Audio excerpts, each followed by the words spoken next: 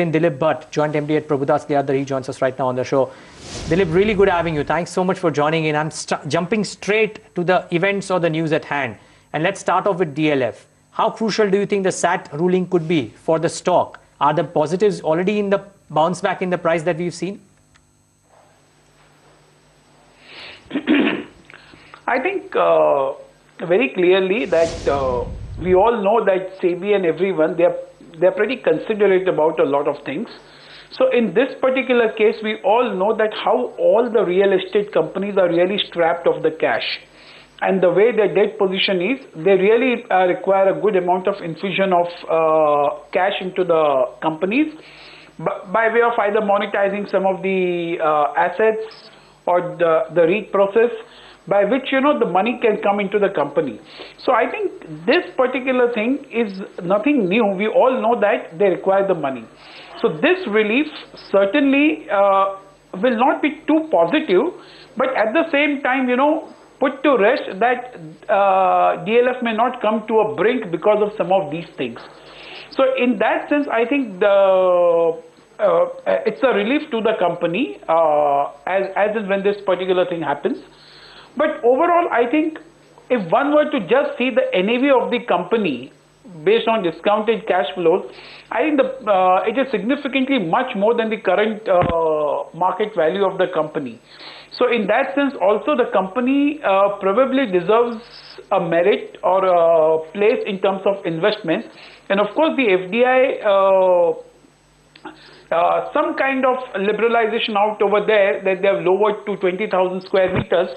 So that will also help infuse cash in a lot of real estate projects, including DLF, and also bring a good amount of corporate governance, which also is an issue with this particular sector. So all in all, I think DLF on the current level appears to be a reasonable prospect or a reasonable bet. The stock of DLF didn't really break even on the day of the big fall. It didn't break below 100. What's the view that you're taking on the stock? As we speak, it's down 2%, Dilip? So as what I said, that maybe the controversy and some of this corporate governance issue was the one which really made the stock tank after the SEBI came out with the orders. And rightly so. I think none of the investors would be comfortable with those kind of corporate governance issues. But having done and having sold off from and looking at these levels, I think certainly if you take a slightly longer term view, one can definitely think that this is a stock which is worth investing, maybe from 12 to 15 months perspective. But I think it certainly it will give a reasonable return. There are a lot of mid caps extremely active today on results. Or on news. There is IPCA and Max India on news, or a Gujarat Pipavav and a couple of others on results as well. Anything that you've looked at today or over the last 2 or 3 days in terms of news or results that stood out for you?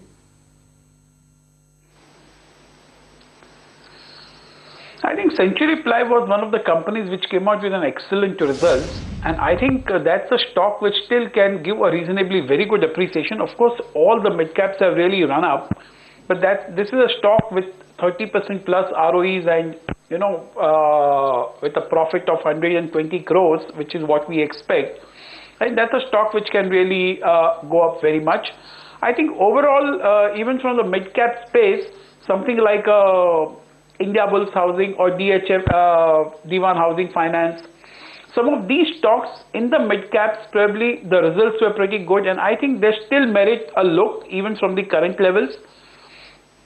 I think overall in the mid caps, certain select stocks which really, like some of these which I mentioned, are very scalable.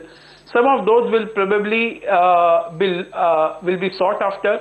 And I think if one were to take a slightly longer term perspective, the PSU banks, maybe another 2 quarters of disappointments, but something like say a PNB or a BOB or a Union Bank or even SBI, some of these can really do very well. Is the Credit Suisse note on IPCA Labs that downgrade to underperform a downgrade for you as well for the counter, which is still reeling under pressure, 10% down, Dilip? Well, I think the 15% of the turnover comes from the US exports. Now, if that really comes into question mark, I think even if the stock recovers, I think there will still be some kind of apprehension which will always be there. And the stock has really had a good run up in the last 4 to 5 months. So I think till this particular doubts are cleared, I think possibly the stock will remain muted or may remain under some kind of selling pressure. So I would prefer not to look at this at the moment. What are your top bets as far as the pharma space is concerned? Because it seems to be a shift in view towards those servicing the domestic market. So broadly speaking, Cipla is becoming a high conviction idea. Surely. So we have a report on Cipla where we have very strong conviction that Cipla over next couple of years can really surprise on the positive side in terms of the appreciation. But apart from that, even from the current levels, Lupin and Glenmark appears to be pretty interesting from the slightly medium to longer term perspective. Okay, Dilip, understand that we've run out of time with you, but thank you so much. It was really good having you, and look forward to having you more often on the forum.